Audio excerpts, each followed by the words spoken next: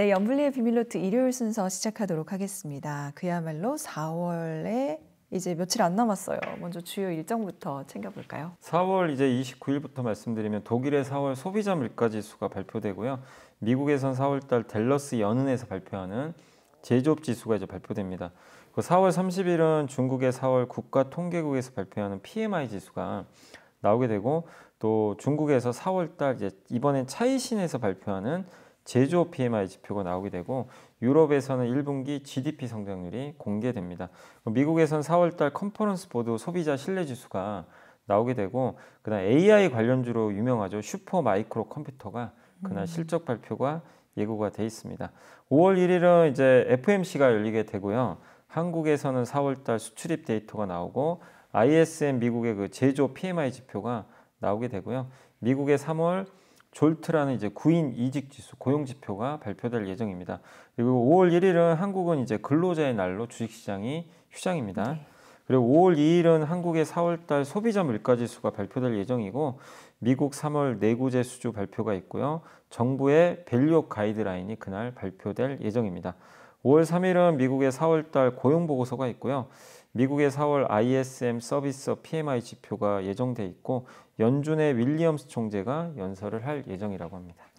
자, 2분기도 이제 그야말로 중반을 향해서 달려가고 있는데 뭔가 진짜 열심히 가고 있다 이런 생각이 들 만큼 많네요. 여러 가지 변수들이. 그중에서 특히 주목해 볼 만한 건 어떤 게 있을까요? 역시 제일 중요한 건 FMC 회의인 것 같고요. 이제 뭐 당연히 금리는 동결하겠죠. 동결하겠지만 관건은 6월 FMC에서 원래 금리 인하 가능성이 있었는데 지금 많이 훼손됐죠. 그래서 과연 그거에 6월 달에 금리 인하를 할지 안 할지 이 부분에 대한 힌트 얻을 수 있고, 네. 또 9월까지도 연결할 수가 있거든요. 그래서 파월 의장이 연설에 더 초점을 맞추시고 일단 보시면 좋을 것 같고, 그 다음에 중국의 주요 제조업 지표들이 나오거든요. 그러니까 국가통계국 지표는 중국의 그 국영기업들이나 대형 기업들의 그 제조업 지표고요. 차이신에서 발표하는 거는 수출 기업들, 중소형 기업들의 지표인데, 이 지표들이 좀 최근에 좋아지고 있는데 연속적으로 좀 개선이 될지 한번, 그러니까 중국 경기에 대한 좀 기대감이 계속 이어질지 한번 여러분들이 체크를 해보시면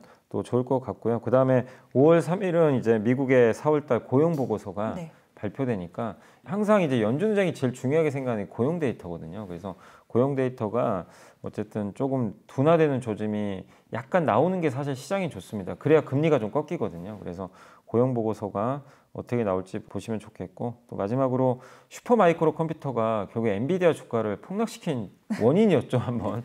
네, 그래서 난리가 한번 났었는데, 이 기업이 사전 실적 발표를 원래 하기로 돼 있는데 안 해버린 거예요. 그래서 이제 사람들이 더 관심을 갖겠죠.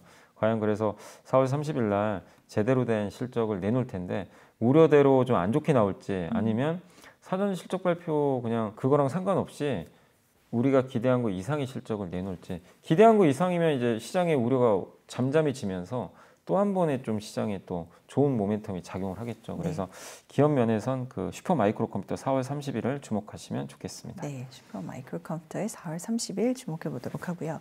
자, 어쨌든 오늘 일요일은 국내 증시를 조금 더 밀착해서 살펴보는 날이니 SK 하이닉스 한번 볼까요? 이게 청주에 최대 20조 원 규모의 투자한다 이렇게 발표를 했는데, 그러면 이건 어떤 의미고 또 수혜 기업들은 어떤 게 될까요? 그러니까 왜냐하면 이제 투자를 많이 안 할 거라고는 봤거든요. 왜냐하면 이제 반도체 경기가 좋아하는 지지만 HBM만 좋은 거지 사실 다른 쪽은 그렇게 아직 썩 나아지지 않다 보니까 공격적인 투자를 안 할 걸로 봤는데, 어쨌든 청주에 20조 원이나 되는 대규모 투자, 건설에 한 5조 원 들어가고 나머지 이제 장비 구입 같은 걸로 아마 들어갈 것 같은데요. 어쨌든 20조 원이라는 막대한 돈을 들여가지고 투자를 좀 집행을 하는 것 같고요. 사실 하이닉스에 대해서 좀 우려했던 것 중에 하나가 중국에 우시 공장이 있는데 여기에 첨단 장비 수입이 안 되거든요. 네. 미국이 막아버리니까. 그럼 그 공정이 이제 첨단 공정을 이제 못 쓰니까 좀 걱정거리긴 한데, 어쨌든 한국으로 이제 노선을 변경한 거죠. 그래서 한국의 청주 공장, 거기에 M11, M12, M15 공장 3개가 있는데, 예전에 지금 랜드 생산하고 있는 M15 공장 바로 옆에 M15X라는 이제 공장을 짓는다. 이렇게 보시면 좀 좋을 것 같고, 내년 11월에 양산을 시작을 할 예정이라고 합니다. 여기서 끝나는 게 아니라 용인에 이제 120조 원 또 투자가 또 들어가요.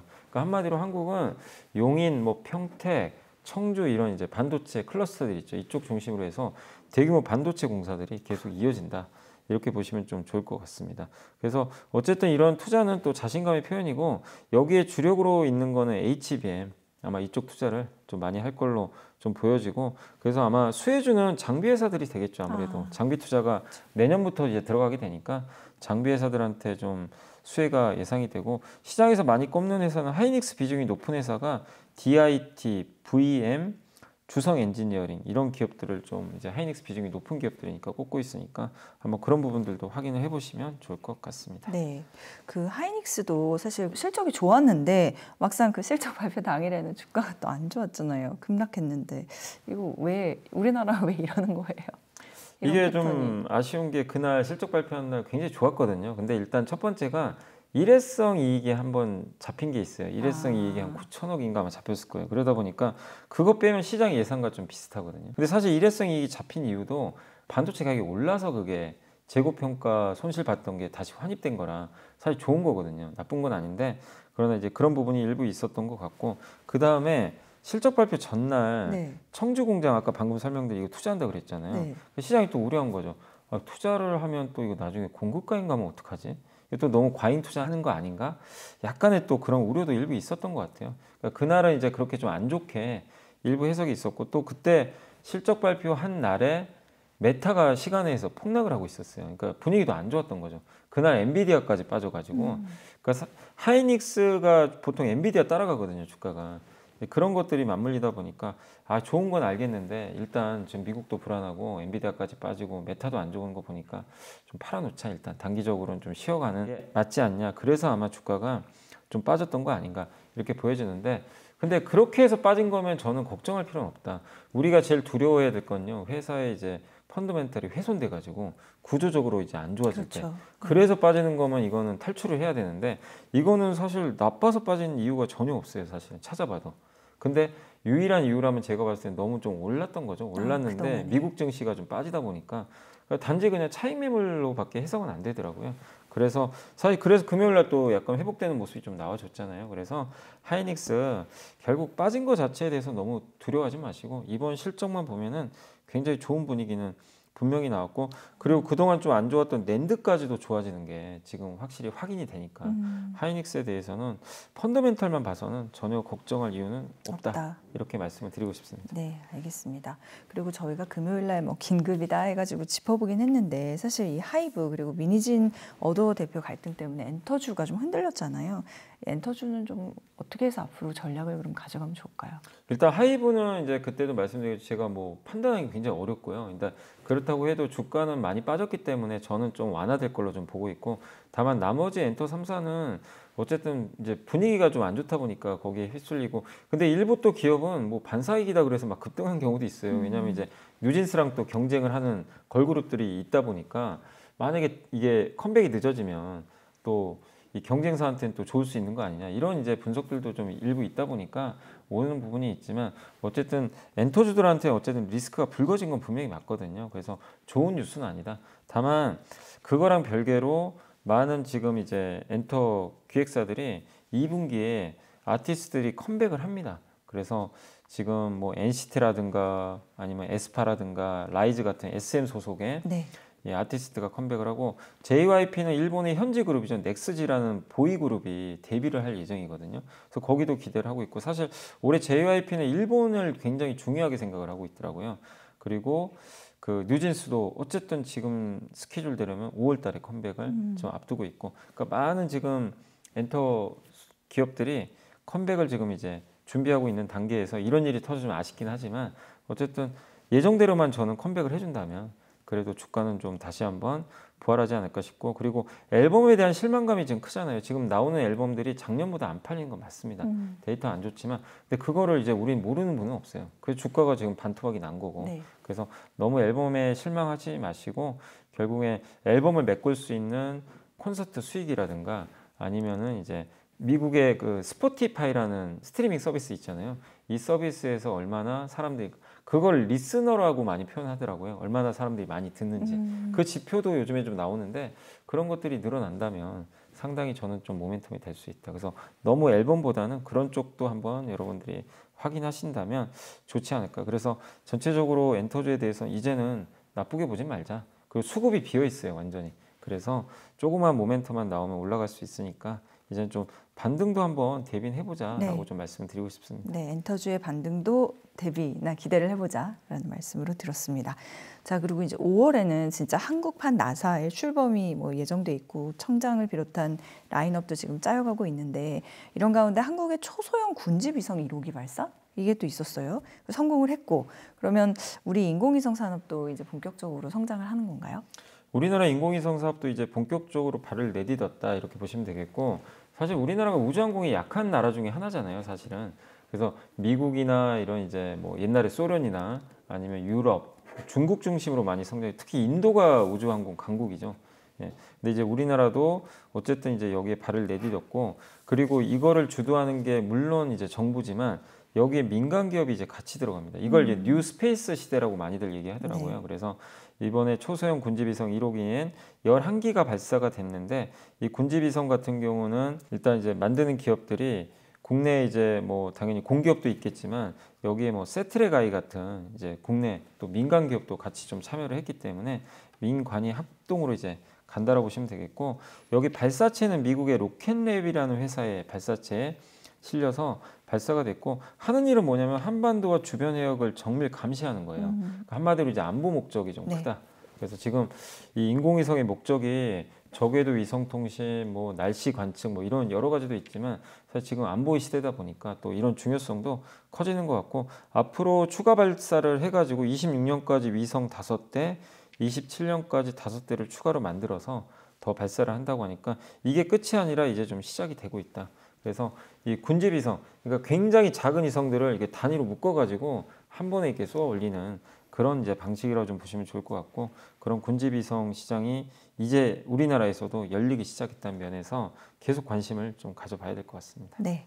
자, 그리고 최근에 이제 실적 발표가 진짜 한창인데요. 우리나라 기업들 가운데 1분기 실적 발표에서 특별히 좀 주목해 볼 만한 기업이 있을까요? 일단 이제 이번 1분기 실적 발표 나온 기업들 중에서 좀 괜찮아 보이는 기업들을 좀 몇 개 좀 꼽아봤거든요.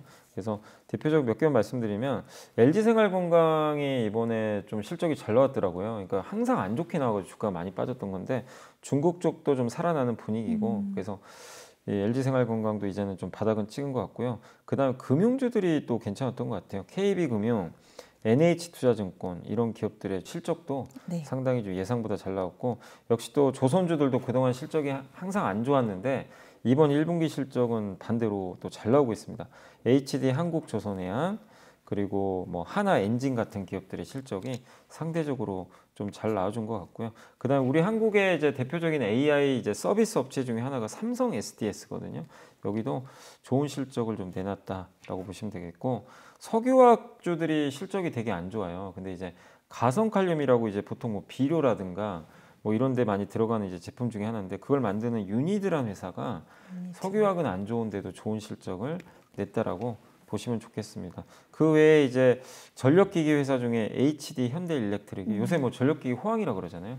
역시나 좋은 실적을 냈고 반도체 부품 회사 중에 한 회사가 한솔 아이온스라는 회사가 있는데 이 기업도 좀 나아진 실적을 냈으니까 이런 기업들을 한번 여러분들이 사업 보고서나 이런 거 한번 찾아보셔가지고 실적이 좋아진 원인들도 한번 체크하셔가지고 주가가 만약에 부진하다면 한번 대응을 해보시는 것도 좀 필요할 것 같습니다. 네, 공부하라고 네. 지금 공부거리를 숙제거리를 네네네. 주신 거예요. 감사합니다. 이렇게 그래도 이제 공부는 자기의 몫으로. 자, 그다음에 배당도 지금 계속 들어오고 있잖아요. 배당금도. 근데 이런 가운데 MZ 세대가 뭐 일침을 났다. 이건 또 무슨 소리인가요? 네, 이게 설문조사를 매일경제신문이 한번 해놓은 걸 제가 기사를 봤는데 어피티라는 이제 회사랑 같이 설문조사를 했는데 제가 이거 읽으면서 깜짝 놀란 게 우리 한국 시장의 문제점을 MZ도 정확하게 알고 있는 거예요. 오히려 예. 바람직하네요. 예, 그래서 일단 이제 설문조사를 한 거죠. 2030 세대가 일단 이제 설문조사를 했는데 근데 좀 아쉬운 거는 한국에 앞으로 투자하지 않거나 비중을 줄일 거라고 답한 비율이 무려 78.8%. 우리의 젊은 세대가 이러면 안 되는데 걱정을 좀 걱정이 벌입니까? 좀 됩니다.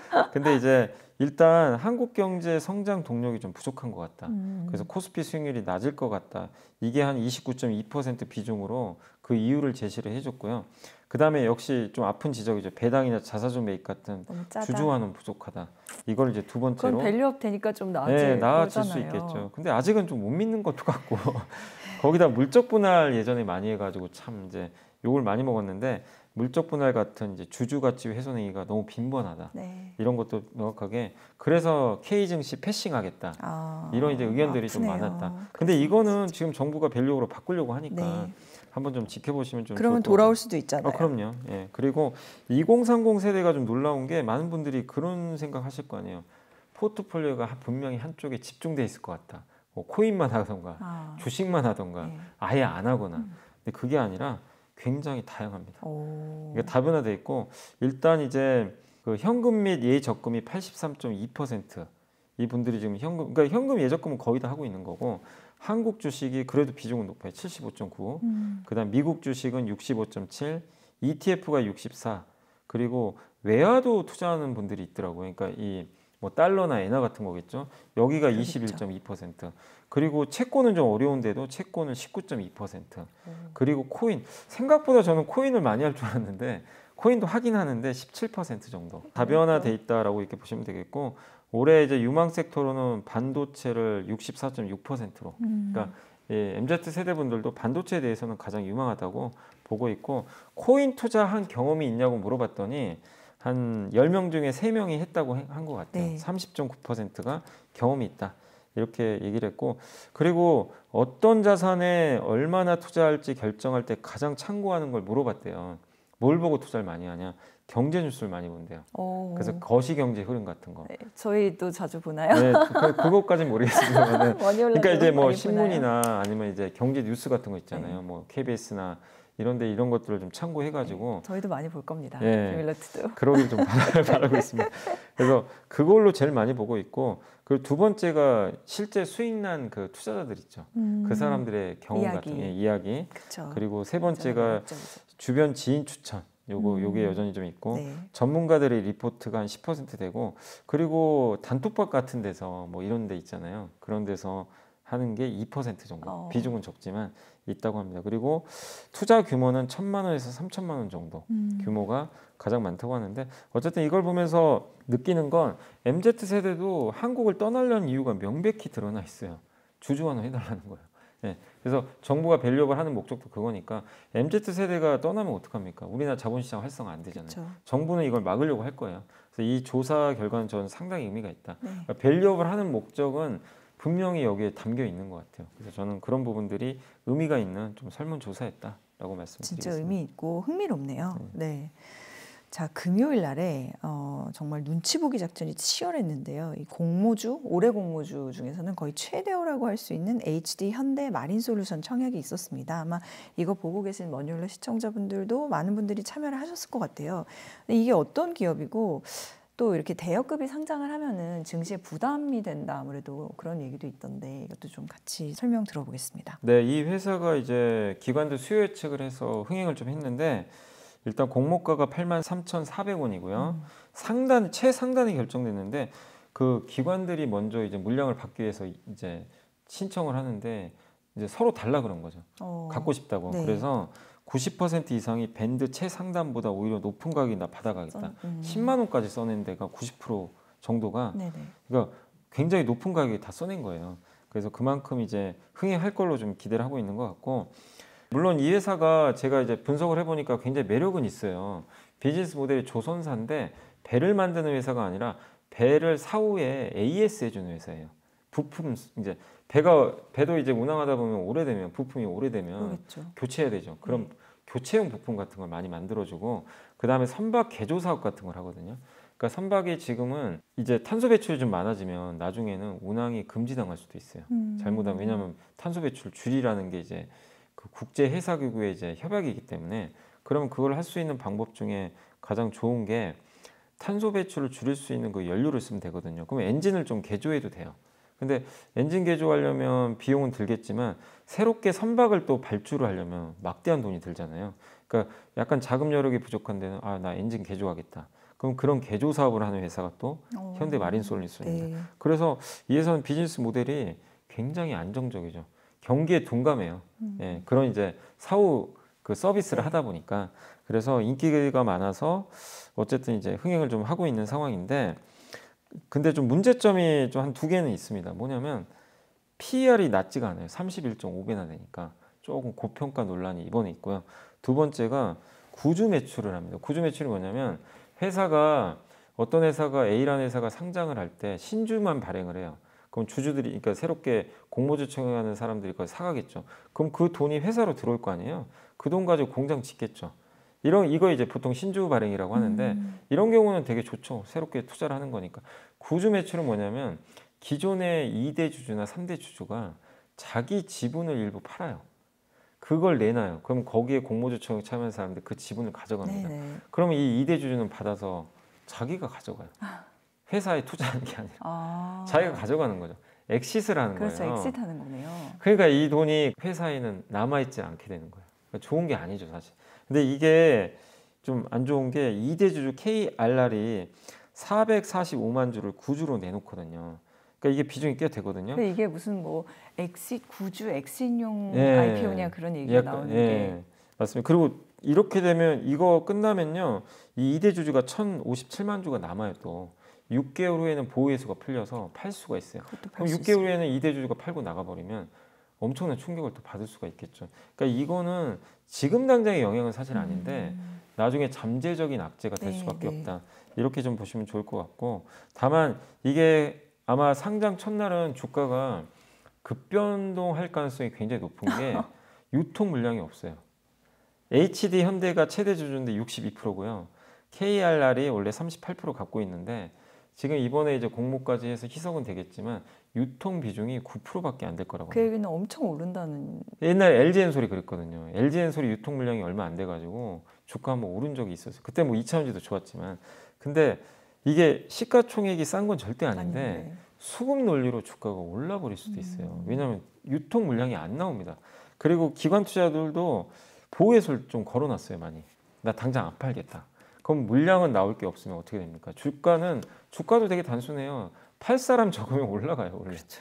그러니까 제가 좀 안 좋은 얘기도 좀 해드렸지만 네. 그건 조심하라는 측면이지만 그냥 수급만 봤을 때는 굉장히 주가 상승에 유리한 측면도 있다. 그리고 또 공모주의 경우는 사실 기업 내용 안 보고 막 아무 따 맞아요. 투자도 많이 하잖아요. 일단 하고 그래서 보자. 저는 첫날 지금 시장 변동성 분위기도. 커지니까 그 점은 좀 유의를 하셨으면 좋겠다 이렇게 말씀드리고 싶고, 그리고 이건 또 불편한 얘기지만 HD 현대 주주는 좀 피해를 볼 수밖에 없다. 왜냐하면 HD 현대가 최대 주주인데 이번에 이 회사가 상장하잖아요. 네. 그렇게 되면 HD 현대 주주 가치는 좀 훼손되죠. 중복 상장이 또 될 수도 있잖아요. 그럼 그만큼 또 주가에도 우리가 부담으로. 제일 싫어하는 그 물적 분할 뭐 그런 거 있잖아요. 그래서 이런 부분에 있어. 그래서 이미 HD 현대 주가가 빠져버렸어요. 실제로. 이미 빠졌어요. 그래서 요 부분은 참 좀 이런 일이 과거에도 LG엔솔 사건도 있었고 다시는 일어나면 안 된다고 생각은 하고 있거든요. 자꾸 이제 주주 가치를 기존의 모회사 주주 가치가 훼손되는 거잖아요. 둘이 해칭하네요, 서로. 그러니까 좀 이런 부분들은 좀 불편할 수밖에 없는 거죠. 근데 이걸 못하게 하려는 게 또 밸류업 취지거든요. 근데 어쨌든 이게 2016년도에 아마 분할했던 걸로 제가 나와 있어가지고 좀 오래 전이죠. 그래서 하는데 큰 제약은 없었던 것 같더라고요. 근데 어쨌든 HD 현대 주주분들한테는 조금 피해가 갈 수밖에 없다는 게 좀 불편한 이슈인 것 같습니다. 네, 이런 말씀 듣는 거 너무 좋습니다, 이사님. 배우는 게 참 많고 그냥 아무 따 투자보다는 이렇게 알고 가는 게 훨씬 네. 의미 있다는 생각이 들어요. 자, 거의 마무리를 할 즈음인데요. 우선 이창용 한은 총재가 올해 하반기에 가장 주요한 경제정책 키포인트 유가를 또 꼽았어요. 그래서 요즘 이제 국내 증시가 변동성이 커진 이유 중에 하나도 유가라고 봐야 될 텐데 5월이 시작되기 때문에 어떤 점에 좀 이렇게 우리가 주목을 해서 또 어떤 전략으로 대응을 해야 될지 말씀 부탁드립니다. 그러니까 이 변수를 정확하게 짚어주셨어요. 그 한은 총재님이 유가가 이제 올라가면 경로가 바뀌거든요. 그럼 금리 인하 안 해버릴 수도 있거든요. 그래서 주식 투자할 때도 제일 중요한 게 올해 하반기까지 유가가 어떤 경로로 가는지. 그러니까 그렇다는 얘기는 이란과 이스라엘 리스크가 더 이상 불거지면 안 되거든요. 이게 또 터지면요, 증시는 오르기가 사실상 쉽지가 않습니다. 그래서 일단 중동 리스크가 없어야 될 것 같고, 그리고 한 가지가 미국의 국채 금리가 꺾여줘야 돼요. 근데 아직까지는 미국 국채 금리가 높잖아요. 이거를 꺾이려면 어쨌든 뭔가 이 물가 쪽에서 약간 꺾이는 모습이 좀 나와줘야 되거든요. 근데 그러려면 좀 시간이 또 필요한 거죠. 그래서 아직까지는 저는 일단 4월까지는 좀 보수적으로 대응을 하되, 이 보수적이라는 얘기는 뭐냐면 증시가 급락할 때 투자를 하시라는 얘기예요. 근데 실제로 4월 들어서 급락을 여러 번 했잖아요. 근데 그런 날 내가 사고 싶은 기업을 사고 반대로 오르는 날 있죠. 그런 날 사면 거의 물려버리더라고요. 4월 달은 특히나. 네. 근데 그게 5월까지도 더 연결될 수도 있습니다. 그렇기 때문에 일단은 좀 조정이 클 때만 좀 투자를 하시는 좀 여유 있는 그런 투자 자세가 필요할 것 같고, 그리고 업종별로는 어쨌든 지금 이번 1분기 실적 발표가 한창인데 대표적으로 실적이 안 좋아졌다가 지금 조선업종들이 되게 실적들이 좋아지고 있거든요. 그래서 실적이 턴어라운드 하고 있는 그런 업종들 여러분들이 한번 좀 주목을 해보시면 또 좋을 것 같고, 네. 그 다음에 아까도 뭐 잠깐 말씀드렸지만 모멘텀을 봤을 때는 밸류업하고요. 어쨌든 우주항공이에요. 이 두 가지가 정책 모멘텀이 가장 크거든요. 네. 그래서 밸류업과 나는 모멘텀 플레이 한번 해보고 싶다. 그런 분들은 이제 밸류업과 우주항공 쪽 보시면 좋을 것 같고, 네. 실적을 보고 싶으신 분들은 지금 실적 쪽에서는 가장 좋은 게 조선하고 네. 최근에 반도체 이쪽이 아. 돌아서고 있으니까 그런 쪽을 염두에 두시는 것도 좋을 것 같습니다. 자, 그러면 일요일에 또 여미사님께서 선정한 이번 주의 보고서 하나 더 보고 마무리를 하겠습니다. 4월달. 네, 하나투자증권의 배성재 연구원님이 안 그래도 이제 우주에 대한 보고서를 잘 써준 게 있어가지고 한번 말씀드리면, 제목은 우주 더는 먼 미래가 아니다, 이런 내용이고, 우주항공에 투자에 대한 이유가 두 가지래요. 글로벌 저궤도 위성통신 시장이 이제 열리게 되고, 네. 그 다음에 정부가 국내 우주 사업 민간화, 아까 뉴 스페이스라고 말씀드렸죠. 네. 이 시장이 이제 시작이 되니까 우리가 이제부터 주목을 해야 된다. 첫 번째가 저궤도 위성통신. 그러니까 보통 정지궤도가 있고 저궤도가 있는데, 정지궤도는 지구에서 굉장히 멀어요. 이제 지구의 자전 속도랑 똑같다 그래가지고 이제 정지궤도처럼 느껴진다, 이 얘기고, 저궤도는 빨리 돌겠죠. 이제 가까운 쪽에 있어요, 지구 네. 위상에서. 근데 이제 요걸 이용해서 위성 통신을 하는 건데, 이렇게 저궤도에서 이렇게 위성을 띄워놓으면은 어쨌든 응답 속도가 좀 빠르겠죠. 지연이 안 되겠죠. 그래서 통신할 때 되게 유리한데, 다만 이걸 커버할 수 있는 영역이 좁대요. 그래서 많이 띄워요. 그러니까 정지궤도 위성은 많이 안 띄우는데 네. 이 여러 저궤도 개. 위성은 막 띄우는 거죠. 그래서 스페이스X가 엄청나게 띄우고 있거든요, 지금. 그거 지금 하고 있기 때문에. 그래서 지금 가입자가 스타링크죠. 스페이스X의 저궤도 위성 인터넷 서비스가 스타링크인데, 가입자가 지금 200만 명 이상인데 앞으로 4만 2천 기 정도 발사를 목표로 하고 있대요. 굉장히 많이 띄우는 거죠. 그리고 영국의 원앱이라는 회사도 있거든요. 이 회사도 이제 서비스를 지금 이제 시작을 일부 하고 있고, 네. 지역을 넓히겠다라고 좀 알려져 있습니다. 그리고 아마존의 카이퍼 프로젝트라고, 아마존의 이제 블루 오리진이라고요. 거기가 이제 제프 베이조스가 투자한 기업인데, 여기가 어떻게 보면 이제 스페이스X의 경쟁사죠. 여기도 아마 올해 연말부터 저궤도 위성통신 시장 좀 진출하는 거 아니냐, 이런 좀 얘기들이 나오고 있어서 저궤도 위성통신의 시장은 커진다. 네. 근데 여기서 우리나라 기업들이 할 수 있는 거는 결국 인공위성도 있겠지만 그 안테나 있죠. 위성통신 그걸 받아야 되거든요. 송수신하는 그런 안테나가 좀 필요하기 때문에 안테나랑 좀 관련된 기업들하고 그걸 또 받을 수 있는 기지국이 따로 있어야 되거든요. 위성통신. 그런 회사들이 좀 수혜를 받으니까, 그 대표적인 회사로는 하나시스템, 인텔리안테크, 컨텍, 이런 기업들을 좀 꼽아주셨으니까 네. 참고를 하시면 좋을 것 같고요. 그 다음에 이제 두 번째 포인트는 국내 우주 산업이 공공에서 민간으로 전환이 된다, 이런 내용이고, 이건 정부가 정책적으로 지금 추진을 하고 있는 거죠. 그래서 뉴스페이스로 이제 가는 상황인데, 여기서 핵심은 이런 게 좀 가능해진 이유가 로켓 발사 비용이 많이 줄어들고 있대요. 무슨 얘기? 옛날에 로켓 한번 발사하면 쓰고 그냥 없어져 버렸잖아요. 네. 근데 재활용? 일론 머스크의 스페이스X가 재활용하죠. 그렇죠. 그래서 단가를 확 낮췄어요.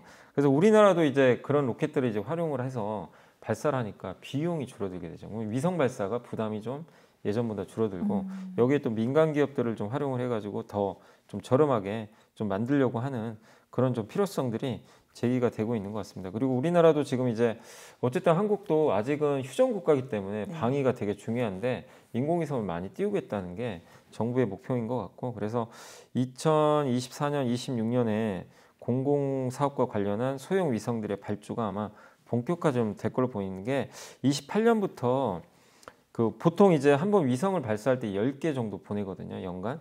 근데 28년부터는 이 소형 위성들을 한 번에 50개씩, 그러니까 연간 단위로 50에서 60개 갑자기 늘어나기 시작합니다. 그러면 그거를 미리 만들어야 돼요, 지금부터. 그러면 이제 위성 발주 수요가 늘어날 수밖에 없죠. 배 만들어서 3, 4년 걸리는 거랑 어떻게 보면 좀 비슷하다. 이렇게 보시면 좋을 것 같습니다. 근데 소형 위성은 설계 수명이 3에서 5년밖에 안 돼요. 그럼 또 바꿔줘야 되거든요. 그래서 계속해서 수주가 늘어날 수 있기 때문에 이 초소형 위성 사업과 관련된 기업들을 주목하자. 그래서 거기에 관련돼서 이제 최선호주는 세트렉아이라는 이제 기업을 우리나라 실제 이제 하나그룹에 속해 있는데 네. 위성을 좀 만드는 업체니까 참고하시고 아까 말씀드렸던 그 인텔리안테크는 안테나를 만들거든요. 위성 통신 그 회사는 차선호주로 꼽아주셨으니까 참고해 주시면 좋겠습니다. 네, 또 이렇게 토픽까지 들어봤습니다. 아 정말 이번 주는 특히 더 고생 많으셨고요. 4월에도 이렇게 정리를 아름답게 마무리해 주셔서 감사합니다. 5월에도 또 초반부터 이제 밸류업 가이드라인 발표 있고 많은 것들을 여쭤볼 게 있을 것 같은데요. 5월에 또 연휴가 있는 주말에 저희는 뵙도록 하겠습니다. 이상에 감사드려요. 감사합니다. 고맙습니다.